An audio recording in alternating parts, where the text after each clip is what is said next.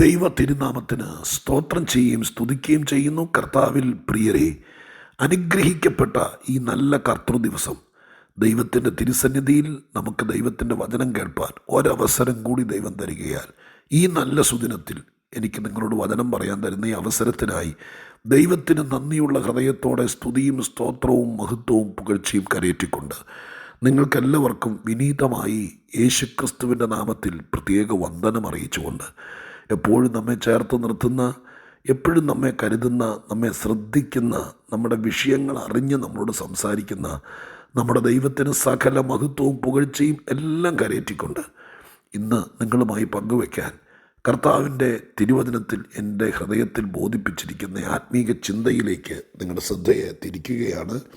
25-ാമത്തെ സങ്കീർത്തനത്തിൻ്റെ 8-ാമത്തെ വാക്യം ഞാൻ നിങ്ങളെ വായിച്ചു കേൾപ്പിക്കാം. 25-ാം സങ്കീർത്തനം 8-ാമത്തെ വാക്യം: യഹോവ നല്ലവനും നേരുള്ളവനുമാകുന്നു, അതുകൊണ്ട് യഹോവ പാപികളെ നേർവഴി കാണിക്കുന്നു. യഹോവ നല്ലവനും നേരുള്ളവനുമായതുകൊണ്ട് പാപികളെ നേർവഴി കാണിക്കും.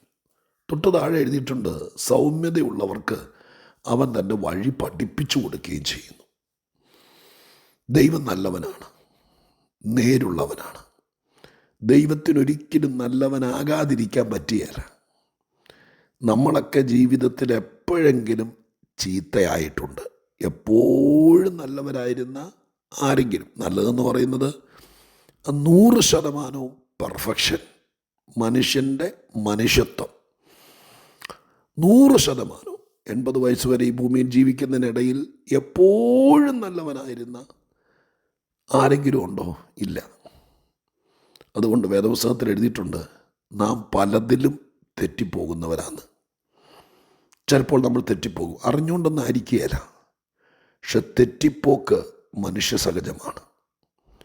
എന്നാൽ ദൈവത്തിൻ്റെ പ്രത്യേകത, ദൈവം എപ്പോഴും നല്ലവനാണ്, എല്ലായ്പ്പോഴും നല്ലവനാണ്. ഒരിക്കൽ പോലും ദൈവത്തിന് ചീത്തയാകാൻ പറ്റില്ല, ഇല്ലവേ ഇല്ല, പറ്റില്ല. ഞാൻ നിങ്ങളോട് പറയുന്നു, നമ്മുടെ ദൈവം എപ്പോഴും നല്ലവനാണ്. നാം തെറ്റിപ്പോകുമ്പോഴും, നാം ചീത്തയാകുമ്പോഴും, നാം മറുതലിക്കുമ്പോഴും, നാം അവിശ്വസ്തരാകുമ്പോഴും എല്ലാം മറുഭാഗത്ത് അതേ നാണയത്തിൽ ദൈവം ചീത്തയായി, നമ്മളെ വെറുത്ത്, നമ്മളെ മറന്ന് ഇല്ല. ഒരിക്കലും ദൈവത്തിന് അങ്ങനെ ആകാൻ പറ്റില്ല. അതിനൊക്കെ പറ്റിയ ഒത്തിരി വാക്യങ്ങൾ റോമാലേഖനത്തിനും മറ്റുമൊക്കെ എൻ്റെ മനസ്സിൽ വരുന്നുണ്ട്. ഞാൻ ഒരുപാട് വാക്യങ്ങൾ രാവിലത്തെ ഈ സന്ദേശത്തിൽ പറയാറില്ലല്ലോ, എങ്കിലും നിങ്ങൾ മനസ്സിൽ കരുതിക്കൂ. എപ്പോഴും നമുക്ക് താളപ്പഴ പറ്റുമ്പോൾ, നമുക്ക് അബദ്ധം പറ്റുമ്പോൾ, നമ്മൾ കഷ്ടതയിലാകുമ്പോൾ, നമ്മൾ അന്ധതയിലാകുമ്പോൾ, നമ്മൾ വഴിതെറ്റുമ്പോൾ, അപ്പോഴും ദൈവം നല്ലവനാണ്. ഏദൻ തോട്ടത്തിലൊക്കെ ആദം ഹവ്വമാർ പാടേ തെറ്റിപ്പോയി. അപ്പോഴും ദൈവം നല്ലവനായിരുന്നത് കൊണ്ടല്ലേ നഗ്നത മറച്ചത്. ആ അപ്പൻ്റെ സ്ഥാനത്ത് നിന്നുകൊണ്ട്, അധികാരിയുടെ സ്ഥാനത്ത് നിന്നുകൊണ്ട് അവരെ ശിക്ഷിച്ചു. ശിക്ഷിക്കുന്നത് ചീത്തയായതുകൊണ്ടാണോ? അല്ല, നമ്മൾ ചീത്തയായതുകൊണ്ടാണ് നല്ലവനായ ദൈവത്തിന് ശിക്ഷിക്കേണ്ടി വന്നത്. അപ്പോൾ ഈ ഭാഗമൊക്കെ നമ്മൾ ചിന്തിക്കുമ്പോൾ ദൈവം എപ്പോഴും നല്ലവനാണ്. ദൈവം നേരുള്ളവനാണ്, നല്ലവനാണ്. അതുകൊണ്ട് ആർക്ക് ഗുണം? നമുക്ക് തന്നെ ഗുണം. ചിലർ നല്ലവരായതുകൊണ്ട് അവരവർക്കേ ഗുണമുള്ളൂ, ആർക്കും ഗുണമില്ല. ചിലരെക്കുറിച്ച് പറഞ്ഞു കേട്ടിട്ടില്ലേ, നല്ല മനുഷ്യനാണ്, പുഴുങ്ങിയ നെല്ലിന് വാ വിളിക്കുകയില്ല, ആർക്കും ഒരു ശല്യവുമില്ല, പക്ഷെ ആർക്കും ഗുണമില്ല, ഒരു ദോഷവുമില്ല. അങ്ങനെയുള്ള ആൾക്കാരുണ്ട്, ഒരു ഗുണവുമില്ല, നല്ലവനായി ജീവിച്ചത്. പക്ഷെ ദൈവം നല്ലവനായതുകൊണ്ട് അതിൻ്റെ സകല ഗുണവും അനുഭവിക്കുന്നത് സ്വർഗത്തിലെ ദൂതന്മാരല്ല, ഈ പ്രപഞ്ചത്തിലെ ഈ മണ്ണും കല്ലും, അല്ലെങ്കിൽ ഇവിടുത്തെ ഈ ദൈവസൃഷ്ടിയായിരിക്കുന്ന മറ്റിതര ഗ്രഹങ്ങളൊന്നുമല്ല. ദൈവം നല്ലവനായിരിക്കുന്നതിൻ്റെ സകല ആനുകൂല്യങ്ങളും അനുഭവിക്കുന്നത് എന്നെ കേൾക്കുന്ന പ്രിയപ്പെട്ടവരെ ഞാനും നിങ്ങളുമാ. നമ്മളീ പലരും ജീവിച്ചിരിക്കുന്നത് ദൈവം നല്ലവനായതുകൊണ്ടാണ്. ദൈവം നല്ലവനായതിൻ്റെ ഗുണം മുഴുവൻ ഞാനും പിള്ളേരും നമ്മളും അന്നേ അനുഭവിക്കുന്നേ. ഒരു നന്ദിയുള്ള ഹൃദയത്തോടെ സ്തോത്രം പറഞ്ഞേനെ. അങ്ങ് നല്ലവനായതുകൊണ്ട് ഞങ്ങൾ രക്ഷപ്പെട്ടു.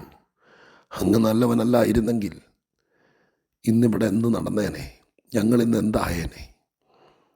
അപ്പോൾ അത് മാത്രം ചിന്തിച്ചാൽ മാലയിൽ മുത്ത് കോർക്കുന്നത് പോലെ എത്രയോ കാര്യങ്ങൾ കോർത്തെടുക്കാം. ഏത്? ദൈവം നല്ലവനായതുകൊണ്ട് മനുഷ്യവർഗത്തിനുണ്ടായ ഗുണഗണങ്ങൾ എന്തൊക്കെ? ഒത്തിരി ഒത്തിരി ഒത്തിരി ഒത്തിരി നമുക്ക് വർണ്ണിക്കാനുണ്ടാകും. അതൊക്കെ മാറ്റിവെക്കാം. ഈ സങ്കീർത്തനത്തിൽ വായിച്ചത് മാത്രം ഇന്നത്തേക്ക് നമുക്കെടുക്കാം. ഒരുപാട് ഗുണങ്ങൾ. ദൈവം നല്ലവനായതുകൊണ്ട് ജാതി മതഭേദമെന്നേ, സഭാ സമുദായ വ്യത്യാസമെന്നേ, മാനവവർഗത്തിന് ദൈവം നല്ലവനായതുകൊണ്ട് ഒത്തിരി ഗുണമുണ്ട്, ഒത്തിരി ഗുണമുണ്ട്. ഞാൻ അതിൽ നിന്ന് ഒരു വാക്ക് പറയാൻ ഞാനങ്ങ് തെന്നി മാറിയതെങ്കിലും പറയാൻ ദൈവം എനിക്ക് സമ്മർദ്ദം തരുന്നു. പ്രിയപ്പെട്ടവരെ, ഞാനും നിങ്ങളും ദൈവത്തിൻ്റെ മക്കളല്ലേ? ഇത് കേൾക്കുന്നതിൽ ഭൂരിപക്ഷവും ദൈവം നല്ലവനായതുകൊണ്ട് നമുക്ക് ഗുണമുണ്ടായതുപോലെ നമ്മൾ നല്ലവനായതുകൊണ്ട് ആർക്കും ഗുണമില്ലാതെ നിർഗുണരായിട്ട് നല്ലവനായിട്ട് ജീവിക്കുകയല്ല. ആർക്കെങ്കിലുമൊക്കെ ഗുണമുണ്ടാകട്ടെ. നമ്മൾ നല്ലവനായതുകൊണ്ട് ചിലരോടങ്ങ് ക്ഷമിക്കാം, ചിലരോടങ്ങ് പൊറുക്കാം, ചില കാര്യങ്ങൾ കടുംപിടുത്തം പിടിക്കാതെ അങ്ങ് വിട്ടുകളയാം. ചിലരെ എന്തെങ്കിലും കൈത്താല് കൊണ്ട് സഹായിക്കാം, ചിലരെ നമുക്ക് ചേർത്ത് നിർത്താം, ചിലരെ ഒന്ന് തണുപ്പിക്കാം. ചുമ്മാ എരുതിയിൽ എണ്ണ ഒഴിക്കുന്നത് പോലെ മറ്റു പലരെയും ഇങ്ങനെ സ്ക്രൂ ചെയ്ത് വെറുതെ പ്രശ്നം ഉണ്ടാക്കാതെ നമ്മൾ നല്ലവരായതുകൊണ്ട് ചില പ്രശ്നങ്ങളില്ല, ഉണ്ടാകാതിരിക്കട്ടെ. ചില കാര്യങ്ങളെ നമുക്ക് വിട്ടുകളയാം. ഒന്ന് ചിന്തിച്ചേക്കണേ, ഇന്ന് ഇത് കേൾക്കുമ്പോൾ ഞാൻ നല്ലവനായതുകൊണ്ട് കുറേ കാര്യങ്ങൾ എൻ്റെ അമ്മയ്ക്ക്, എൻ്റെ പ്രിയപ്പെട്ടവർക്ക്, എന്നെ എതിർക്കുന്നവർക്ക് പോലും ഞാൻ നല്ലവനായതുകൊണ്ട് ചില എടുത്തി ആടി അപ്പം തന്നെ ഉരുളയ്ക്ക് ഉപ്പേരി പോലും മറുപടി പറയാതെ തണ്ടമ്പടിക്ക് മുണ്ടമ്പടി എന്ന് പറഞ്ഞ പോലെ തിരിച്ചു തല്ലാനും തിരിച്ചു പറയാനും തിരിച്ച് കേസ് കൊടുക്കാനും നിൽക്കാതെ ഞാൻ നല്ലവനായതുകൊണ്ട് അവൻ ജീവിച്ചോട്ടെ, അവൻ പൊക്കോട്ടെ എന്നൊരു ചിന്തയൊന്നും മനസ്സിനകത്ത് വെച്ചേ. ഓക്കെ, ഈ വാക്യത്തിലേക്ക് വരുന്നു. ദൈവം നല്ലവനായതുകൊണ്ട് പാപികൾക്ക് നേർവഴി കാണിച്ചു കൊടുക്കുന്നു. പ്രിയരെ, ഇവിടെ പാപി എന്ന് എഴുതിയിരിക്കുന്നത് തൊട്ട് താഴെ സൗമ്യതയുള്ളവർ എന്നൊക്കെ എഴുതിയിരിക്കുന്നില്ലേ, അതിൻ്റെ അതേ പ്രയോഗമാണ്, ആ ഒരു രീതിയാണ് എന്നാണ് വ്യാഖ്യാതാക്കളിൽ നിന്ന് ഞാൻ അറിഞ്ഞത് കേട്ടോ. അതിന് അവിടെ പാപി എന്നുള്ളതിന് കൊടുത്തിരിക്കുന്ന വാക്കിന് കഷ്ടം അനുഭവിക്കുന്നവൻ, ദരിദ്രൻ, പീഡിതൻ, ഒറ്റപ്പെട്ടവൻ എന്നും ആരുടെയോ നിന്ദയ്ക്കും ഒക്കെ ഉപദ്രവത്തിനൊക്കെ പാത്രീഭൂതനാകുന്നവൻ, ഇത് കൂട്ടിലടയ്ക്കപ്പെട്ടതുപോലെ പെട്ടുപോയവൻ എന്നൊക്കെയാണ് അതിനർത്ഥം എന്ന് പറയുന്നു. അങ്ങനെയാണെങ്കിൽ ഇന്നിത് കേൾക്കുന്നതിൽ ഒറ്റപ്പെട്ടവർ, കഷ്ടപ്പെടുന്നവർ, എന്തോ ട്രാപ്പിനകത്തകപ്പെട്ടവർ, കെണിയിൽ വീണതുപോലെ ആയിപ്പോയവർ, പെട്ടുപോയവർ. ഈ പാപത്തിൽ എന്ന് പറഞ്ഞാലും പെട്ടുപോകുന്നതാണല്ലോ. ഒരു കെണിയിൽ വീഴും പോലെ അല്ല. പാപത്തിൽ വീണാൽ പിന്നെ കെണിയിൽ അതിന് അഡിക്റ്റ് ആകുക എന്നൊക്കെ പറയില്ലേ നമ്മൾ, കെണിയിൽ വീണതുപോലെയാണ്. അങ്ങനെയുള്ള ആരെങ്കിലും എന്നെ കേൾക്കുന്നെങ്കിൽ, അഥവാ നമ്മുടെ ജീവിതത്തിനകത്ത് അങ്ങനെ പ്രയാസത്തിലൂടെ കടന്നു പോകുന്ന ആരെങ്കിലും കേൾക്കുന്നെങ്കിൽ നിങ്ങൾ ശ്രദ്ധിച്ചേക്കണേ. പാപികൾക്ക് നേർവഴി ഉണ്ടാക്കി കൊടുക്കുന്നു എന്നല്ല, കാണിച്ചു കൊടുക്കുന്നു. അതിനർത്ഥം എന്താ? ഇവന് രക്ഷപ്പെടാനുള്ള വഴിയുണ്ട്, പക്ഷെ ഇവൻ്റെ കണ്ണിന് മറിഞ്ഞിരിക്കുക. എന്നെ കേൾക്കുന്ന പ്രിയപ്പെട്ടവരെ, ഇവിടെയാണ് എനിക്ക് ഏറ്റവും അധികം നിങ്ങളോട് ഊന്നിപ്പറയാനുള്ളത്. ഇപ്പോൾ നിങ്ങൾ കടന്നു പോകുന്ന ഈ വലിയ വിഷയത്തിൽ നിന്ന് നിങ്ങൾക്ക് പുറത്തു വരാനൊരു കുറുക്കു വഴിയല്ല, ഒരു വളഞ്ഞ വഴിയല്ല, ഒരു മതിൽ ചാട്ടമല്ല, ഒരു ഗേറ്റ് ചാടിപ്പോകലല്ല, പിന്നെ ഒരു നേർവഴിയുണ്ട്. ഏത് പ്രശ്നത്തിൽ നിന്നും പുറത്തു വരാൻ ഉടയതമ്പുരാൻ്റെ കയ്യിൽ ഒരു റൈറ്റ് വേ ഉണ്ട്.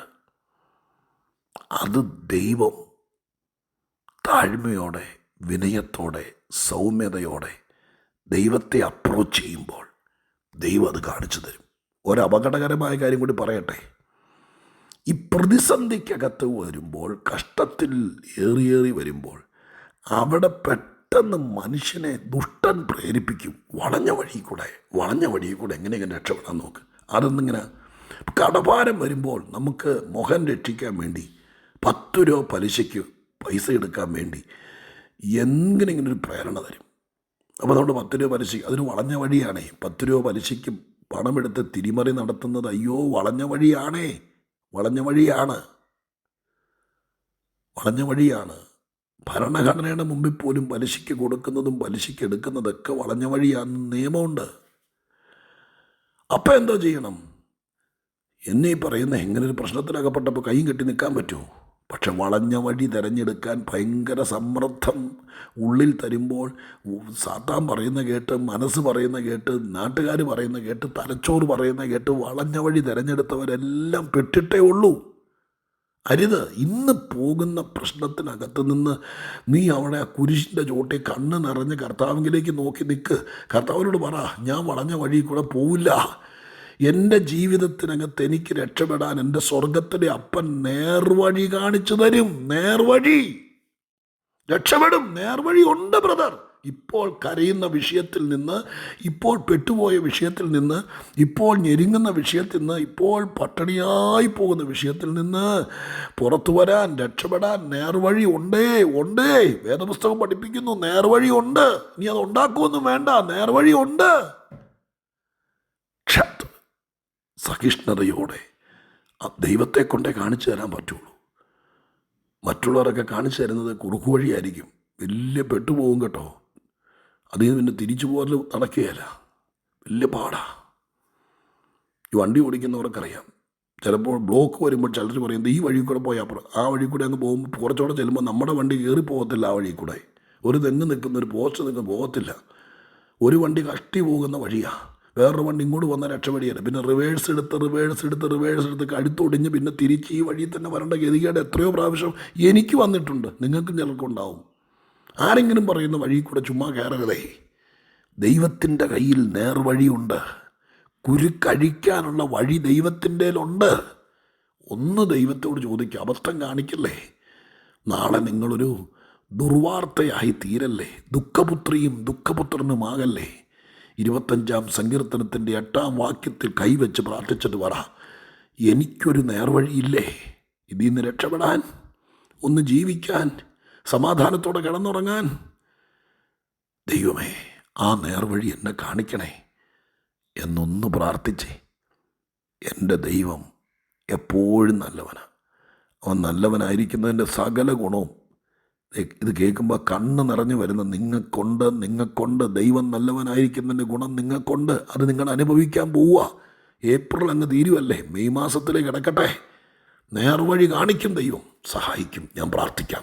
പരിശുദ്ധ ദൈവമേ, ഞങ്ങളുടെ സ്വർഗീയ പിതാവേ, എൻ്റെ കർത്താവ് നല്ലവനായിരിക്കുന്നതിൻ്റെ സകല ഗുണവും അനുഭവിക്കുന്നത് ഞാനാണപ്പാ. എന്നെപ്പോലത്തെ കോടിക്കണക്കിന് ആളുകളാണ് അങ്ങ് നല്ലവനായതിൻ്റെ സകല ബെനിഫിറ്റും അനുഭവിക്കുന്നത്. അതിനൊരായിരം നന്ദി. പ്രത്യേകാൽ ഇന്ന് പറഞ്ഞ ദൂത്, അങ്ങ് നല്ലവനായിരിക്കുന്നത് കൊണ്ട് അങ്ങ് ഞങ്ങളിൽ ചിലർ രക്ഷപ്പെടാനുള്ള നേർവഴി കാണിക്കും. ഇന്നത് ആവശ്യമുള്ള സകലർക്കും കണ്ണുനീരോടെ അങ്ങയുടെ പാദപീഠത്തിൽ വരുന്നവർക്ക് നേർവഴി കാണിച്ചു കൊടുക്കണേ. യേശുവിൻ്റെ നാമത്തിൽ പ്രാർത്ഥിക്കുന്നു, കേൾക്കണേ പിതാവേ. ആമേൻ.